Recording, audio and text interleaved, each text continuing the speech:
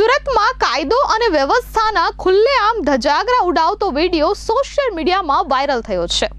આ વાયરલ વિડીયોમાં કુખ્યાત ગુસ્સીટોક આરોપી આશિષ ઉર્ફે ચિકનો પાંડેની જેલ મુક્તિ બાદનો છે। આરોપીનું ફિલ્મી સ્ટાઇલમાં સાગરીતો દ્વારા સ્વાગત કરવામાં આવ્યું છે। તેને લેવા માટે જેલની બહાર સમર્થકોનું મોટું ટોળું ઉમટ્યું હતું।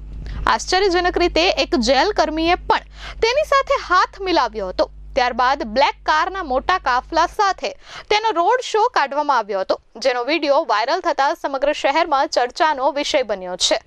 આ સાથે વિડીયોમાં આરોપીના સાગરીતો બિયરના ટીમ સાથે પણ જોવા મળી રહ્યા છે। આશિષ ઉર્ફે ચિકનો પાંડે જે લાલુ જાલિમ ગેંગનો એક રીઢો ગુનેગાર છે અને 2 વખત પાસા હેઠળ જેલ પણ જઈ આવ્યો છે। તાજેતરમાં ગુસ્સીટોક કાયદા હેઠળ જેલમાંથી મુક્ત થયો છે।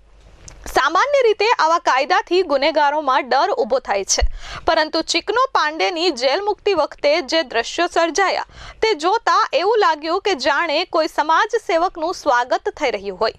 આશિષ ઉર્ફે ચિકનો ગુનાહિત ઇતિહાસ ધરાવે છે। તેના વિરુદ્ધ 26 જેટલા ગુના નોંધાયેલા છે।